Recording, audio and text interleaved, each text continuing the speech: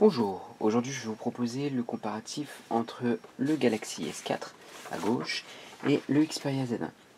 Alors pourquoi ce comparatif là? Tout simplement parce que le Galaxy S4 est sûrement le téléphone Android qui bénéficie le plus de pubs et une communauté assez importante, et le Xperia Z1 tout simplement parce que c'est le dernier mobile haut de gamme de chez Sony, et voir ce qu'il vaut par rapport au Galaxy S4. Alors il faut savoir que le Z1 de toute façon sera mieux sur le papier, sur quasiment tous les points par rapport au Galaxy S4. Mais est-ce que dans les faits c'est vraiment le cas? Et surtout le Z1 coûte plus cher que le Galaxy S4. Est-ce que ce surcoût vaut vraiment le coup? Je ne vais pas vous donner une réponse franche, c'est vous qui déciderez en fonction de ce que vous préférez. Alors première chose, la taille et le design. Alors comme vous pouvez le voir, les deux téléphones n'ont pas tout à fait la même taille. Donc on va les mettre l'un sur l'autre pour que vous puissiez voir la différence. Alors quand on met l'un à côté de l'autre, on a l'impression que le Z1 est fait bien plus grand, mais dans la réalité, c'est pas tout à fait le cas. Donc si je les mets au même niveau, vous regardez la différence, ça fait moins que la taille de mon doigt. Donc si on met là, oui, bien sûr, mais si on met là, c'est moins que la largeur de mon doigt largement. Si vous prenez votre doigt, vous mettez la moitié de votre doigt, votre index, et vous verrez la différence de taille avec le Z1. Au niveau de la largeur, si on le met exactement au même niveau, la différence de largeur est très très faible. Donc quand certains disent que le Z1 est bien plus gros, il y a peu de différence dans les faits. Par contre, la grosse différence, ça va être le poids. Le Xperia Z1 est bien plus lourd que le Galaxy S4, puisque le Galaxy S4 ne fait que 130 grammes contre 170 grammes sur le Xperia Z1.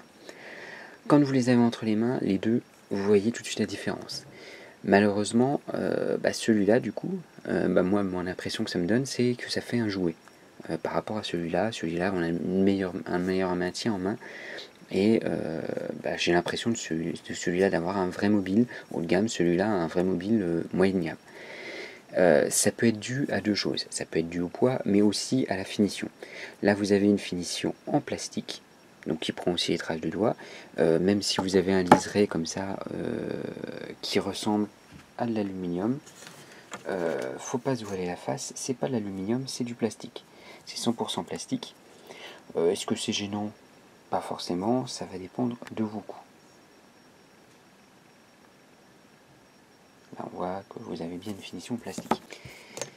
Donc je disais, vous avez une finition en verre là, et vous avez une coque en aluminium. Ça fait une finition quand même bien meilleure. Après ça dépend du goût. Alors la finition est meilleure, le poids est plus élevé. Ça va importer quoi? Ça va importer que vous avez une coque qui est waterproof. Alors le côté waterproof est pratique, ça peut vous sauver si vous faites tomber votre téléphone dans les toilettes par exemple, mais ça peut vous permettre aussi d'aller proche de l'eau, faire des photos et vidéos, vos amis, vos enfants, ça peut être très pratique, et même votre enfant peut l'utiliser plus facilement. Attention, c'est quand même fragile, c'est quand même un mobile haut de gamme. L'avantage ou l'inconvénient, c'est que vous avez des caches, donc vous n'avez pas d'entrée de poussière non plus à l'intérieur. Donc là, vous avez un cache par exemple pour, alors voilà, pour le port micro SD, alors que là, vous avez, de ce côté-là, vous avez le port micro SD apparent. Est-ce que c'est plus pratique? Des fois, certains peuvent penser que c'est plus pratique comme ça. Donc pour le design, bon, moi personnellement, je préfère celui d'Xperia Z1, mais après, ça va dépendre de vous, en fonction de ce que vous souhaitez. Donc si on reprend, si on fait le tour de l'appareil, vous n'avez pas beaucoup de différence. La seule grosse différence, c'est l'apport de ce bouton pour déclencher l'appareil photo, qui est très pratique pour faire des photos. Les deux téléphones sont bons en photo, donc c'est quand même assez pratique. On reviendra sur le bouton Home qui est présent sur le Samsung et pas sur le Sony un peu plus tard. Alors l'écran. Vous avez, alors il faut peut-être que je règle la luminosité pour que ce soit à peu près équivalent. Voilà, non, on s'en fout. Voilà, donc vous avez deux écrans, différentes qualités. Alors l'avantage du Galaxy S4, c'est qu'il a des noirs très profonds. Alors là on le verra pas parce que le fond est gris, par rapport à celui-là. Et vous avez des angles de vision qui sont bien meilleurs. Là vous voyez toujours bien, alors que là, hop là, on revient là c'est beaucoup moins bon, on commence à être délavé. Alors franchement, il y a un débat qui se passe là-dessus. Moi personnellement, je regarde jamais mon mobile comme ça, je le regarde toujours comme ça. Et quand vous avez les deux mobiles l'un à côté de l'autre, il n'y a pas de différence. Alors, au niveau du rendu, ça va dépendre. Ceux qui préfèrent l'AMOLED. Donc l'AMOLED, vous avez des couleurs flashy, pas forcément très proches de la réalité, ou des couleurs plus justes, plus proches de la réalité, meilleure qualité. Franchement, entre les deux, c'est assez équivalent. C'est en fonction des goûts. Par contre, le gros inconvénient de l'AMOLED, c'est que c'est illisible quand vous avez plein soleil, alors que là, c'est quand même lisible et ça change quand même pas mal les choses. Et juste pour ça, moi j'arrive plus à utiliser mon Galaxy S4. Je préfère le Xperia Z1 parce que l'écran c'est un peu gênant. J'étais même repassé sur le Xperia Z à cause de ce souci au niveau de l'écran. Alors l'écran, avantage tout de même du Galaxy S4, c'est que vous avez tous les deux un écran de 5 pouces, mais si vous regardez la barre de boutons, le dock est plus bas sur le Galaxy S4 tout simplement parce que vous n'avez pas la présence de ces boutons là. Donc c'est quand même pratique, mais l'inconvénient, donc vous avez les boutons là, alors du coup vous avez plus de mal d'aller d'un bout à l'autre de l'écran, mais l'inconvénient c'est que si vous avez sur ce mobile là, donc vous avez les boutons qui sont là, donc ça j'aime beaucoup, je préfère que sur un mobile normal. Par contre ça je n'aime plus, c'est le bouton Home.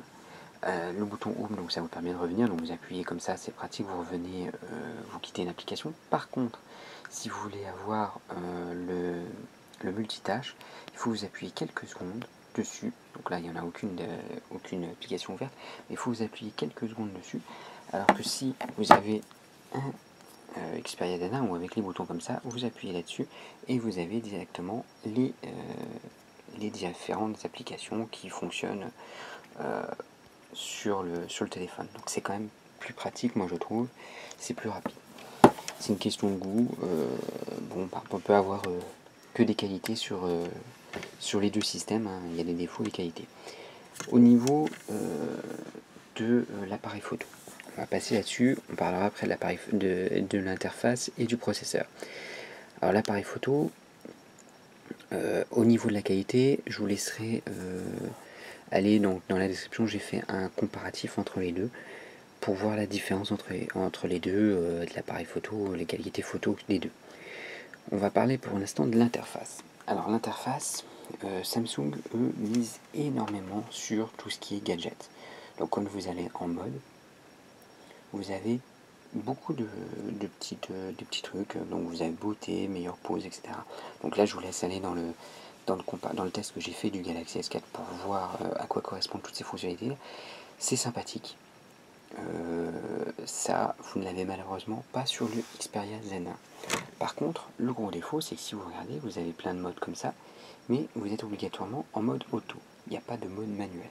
L'appareil photo est bon sur le Galaxy S4, c'est quand même dommage qu'il n'y ait pas de mode manuel où on puisse faire des réglages, parce que si vous allez là-dessus, au niveau des réglages qui sont présents, vous n'avez pas beaucoup de réglages, savoir l'ISO, vous pouvez régler, mais vous n'avez pas de balance des plans, de temps d'exposition, etc., qui peuvent être réglables aussi rapidement. Donc là, voilà ce que vous avez comme réglage. C'est quand même gênant, vous avez l'exposition, mais vous n'avez pas, alors la balance des blancs, je crois pas que vous l'ayez, mais surtout, vous n'avez pas de temps d'exposition non plus, c'est un peu gênant. Alors que si on prend sur l'appareil photo, du Xperia Z1, vous avez un mode auto supérieur et un mode manuel où vous avez quand même un peu plus de réglages. C'est quand même un peu mieux, moi je trouve. C'est un peu dommage sur le Galaxy S4. Par contre, si vous allez sur le menu, vous n'avez pas beaucoup de réglages. Ça c'est des petits trucs gadgets, mais pas autant de réglages que sur le Galaxy S4 où vous pouvez, bon, par exemple, ce qui peut être intéressant, c'est là les photos animées, comment dire, les modes sport, le mode chronophoto, pas chronopost, hein, chronophoto Et puis le mode gomme, si vous voulez effacer une personne, etc., ça pourrait faire des petits montages assez rapidement sans passer sur Photoshop. Bon, je vais vous dire franchement, je fais quelques photos avec mon smartphone, j'utilise quasiment jamais ces fonctionnalités, mais ça peut être un plus lors de l'achat, et puis un plus pour s'amuser quand même sur un modèle comme ça. Et puis vous avez aussi la possibilité d'avoir la petite vignette comme ça, qui vous permet de voir et de vous prendre en photo. Ça peut être sympa, mais c'est quand même bien gadget. Ça aurait été bien quand même de l'intégrer sur le Sony Xperia Z1 pour arriver à avoir une qualité à peu près similaire. Alors sur les photos, vous le verrez dans le test, mais moi à mon avis, alors après tout le monde n'est pas forcément d'accord, sur la qualité photo, moi je préfère celle du Xperia Z1 en luminosité correcte. L'inconvénient du Galaxy S4, c'est que vous avez des couleurs très flashy. Le vert va être beaucoup plus vert, des choses comme ça, et j'aime moins, moi je préfère la photo plus neutre. Donc là sur le Xperia Z1 ça va être un peu mieux, sachant que le Xperia Z1 normalement il devrait avoir des mises à jour firmware qui permettraient d'avoir une meilleure qualité. Par contre, si on compare en faible luminosité, là il n'y a pas photo, c'est le cas de le dire, le Xperia Z1 est largement meilleur, je peux l'utiliser sans le flash, alors que le Galaxy S4 c'est impossible dans bon nombre de situations. Donc après ça va dépendre des goûts, les deux font de toute façon des bonnes photos, ça ne remplacera pas un réflexe, ça il ne faut pas se voiler la face. Alors, maintenant au niveau de la puissance. Là sur le Galaxy S4, vous avez un processeur S600, là vous avez un processeur S800. Sur le papier, vous avez 20% de plus de performance sur le Xperia Z1. Est-ce que ça change grand chose? Franchement non. Le processeur S800, moi je dirais que le gros avantage c'est qu'il a une meilleure dissipation thermique, il chauffe moins. Ce qui fait que quand vous avez un S4, si vous faites des vidéos, des photos, jeux vidéo, choses comme ça, le téléphone va chauffer assez rapidement alors que celui-là va beaucoup moins chauffer. C'est un gros avantage. Ensuite, ce qu'il faut prendre en compte, c'est l'interface. L'interface, vous avez sur le Galaxy S4, vous avez TouchWiz. Alors c'est bien, il y a plein de petits gadgets, etc. Samsung fait vraiment sur les gadgets. Donc si vous regardez, donc on va regarder là-dessus. Donc vous voyez tout ce qu'il peut faire que vous avez en plus. Donc vous avez par exemple le téléphone qui va pas s'éteindre si vous le regardez toujours. Vous pouvez, si vous tournez la tête, la vidéo s'arrête, vous regardez la tête, vous retournez la tête, vous voyez directement la vidéo, des petites choses comme ça, beaucoup de choses, beaucoup de gadgets, c'est pas mal. Le seul souci, c'est que vous avez, alors là je suis plus sur tout de suite, je suis sur Nova, j'ai changé de launcher. Pourquoi? Parce que TouchWiz est quand même lent, il n'est pas très fluide et c'est assez buggé je trouve par rapport à ce qu'on peut avoir sur la concurrence.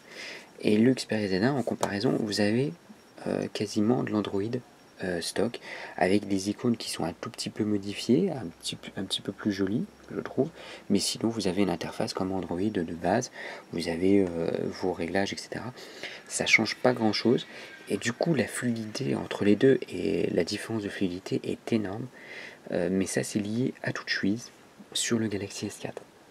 Donc moi j'aime pas trop TouchWiz, mais on est obligé de faire avec. Donc petit ajout au niveau de l'interface, donc qui va être lié à l'interface, c'est que là, alors je sais pas si ça va très bien se voir à la caméra, vous avez un port infrarouge qui vous permet de commander, de remplacer votre télécommande avec, alors je sais plus où il est, ça n'a pas d'importance, mais voilà, avec l'application Watch On qui vous permet, ok, donc vous avez la possibilité de commander, d'utiliser votre téléphone comme télécommande, d'avoir le programme télé, de choisir directement et d'appuyer sur comment s'appelle, le programme que vous voulez voir. C'est très pratique. Alors comme je le dis toujours, c'est une fonction qui peut être gadget. Moi personnellement, je l'utilisais pas, mais je me suis amusé avec. Ça peut intéresser certaines personnes. Alors, on va terminer avec l'autonomie. Alors l'autonomie, en utilisation, grosso modo, entre les deux, j'ai peu de différence. Le Xperia Z1 des fois consomme un tout petit peu plus en en navigation web, mais ça change pas grand chose. Par contre, la grosse différence, ça va être en mode veille. Le Galaxy S4, même en mode économie d'énergie, consomme beaucoup plus que le Xperia Z1 en mode stamina. Alors le mode stamina, l'inconvénient ou l'avantage, c'est qu'il coupe les connexions data quand vous êtes en mode veille. Donc vous ne recevez plus vos mails en push par exemple, mais vous avez quand même vos appels, vous avez quand même vos SMS, ce qui peut être pas plus mal parce qu'on reçoit de plus en plus de mails, de tweets, et il suffit de déverrouiller le téléphone, en quelques secondes il va vous charger vos notifications, il va synchroniser, et il n'y a pas de souci là-dessus. Alors pour terminer, pour conclure, quel mobile choisir? Alors comme je l'ai dit en préambule de ce comparatif-là, je ne pourrais pas vous donner une réponse, je vais vous donner une réponse de normalement, ça dépend de vos choix. Moi personnellement, j'ai fait mon choix, c'est le Xperia Z1. Le gros avantage de celui-là, ça va être le prix, premier point, entre les deux. Ça va être quelques petites fonctionnalités, si vous voulez du gadget, ça va être très bien. L'écran très flashy peut plaire à pas mal de personnes. Voilà grosso modo l'avantage de ce mobile-là, et il est un peu plus léger, un peu plus facile à transporter, et le plastique peut paraître un peu moins fragile que le verre. Alors certains vont me dire la communauté pour installer des ROM et compagnie. Alors je vais dire oui et non. Au départ, c'est pour ça que j'avais acheté le Galaxy S4, je me suis dit ça peut être pas mal, mais dans les faits, c'est pas tout à fait vrai. Pourquoi? Parce que vous pouvez mettre des ROM, donc par exemple vous pouvez mettre cyanogène. L'inconvénient si vous mettez cyanogène, c'est que la qualité de l'appareil photo est drôlement diminuée. Et en vidéo, j'en parle même pas, c'est vraiment très mauvais comparé à la version de base. Donc si vous avez un Galaxy S4 et que vous n'avez plus la qualité vidéo comme vous l'aviez avant, c'est quand même dommage. Ce qui fait que vous pouvez avoir que des ROM à base de TouchWiz, à base Samsung, donc vous restez avec TouchWiz. Et moi personnellement, le fait qu'il y ait TouchWiz, c'est un peu gênant, et surtout l'écran qui est très bon, je vais pas dire le contraire, par contre en extérieur est très mauvais, et c'est ce qui m'a fait changer, même repasser sur le Xperia Z, alors que j'avais changé celui-là pour le Xperia Z. Voilà grosso modo. Qu'est-ce que vous allez avoir comme plus-value si vous prenez le Xperia Z1? Alors on va avoir la finition, là ça va être une question de goût. Ça va être plus lourd pour avoir une finition comme ça. Moi je dirais que donc ça va dépendre de ce que vous préférez. Moi ce qui va me plaire le plus, c'est le côté waterproof, qui est quand même très pratique. Ça vous permet d'utiliser dans de meilleure qualité, dans de meilleures conditions. Vous pouvez l'utiliser sous l'eau sans souci. Il y en a qui l'utilisent même à la piscine sans se poser trop de questions, même si normalement c'est pas prévu. Qu'est-ce que je voulais dire d'autre? Donc voilà, grosso modo, le côté waterproof et l'appareil photo qui est de meilleure qualité, surtout en faible luminosité. Alors j'attends de la part de Sony d'améliorer encore la qualité de l'appareil photo, parce que les capacités de l'appareil photo peuvent être très bonnes, mais pour l'instant c'est dommage, c'est un petit peu bridé par le firmware. Donc voilà grosso modo. Si vous avez des questions supplémentaires, donc je ferai un petit complément de ce comparatif vidéo sur mon blog. Si vous avez des questions supplémentaires sur l'un ou sur l'autre, ou me demander mon avis sur telle ou telle utilisation qu'on peut faire plus facilement avec l'un ou l'autre des deux mobiles, il suffit de me poser des questions dans le commentaire. Et puis, n'hésitez pas à vous abonner à ma chaîne YouTube, il y aura de nombreuses vidéos, je vais continuer à faire pas mal de vidéos. Et n'hésitez pas surtout à mettre un petit pouce vert. Si vous avez aimé les vidéos, ça va me permettre de me faire plaisir, et surtout de faciliter mon travail pour continuer à vous proposer des vidéos de bien meilleure qualité encore que ce que je propose actuellement. Je vous remercie et à la prochaine.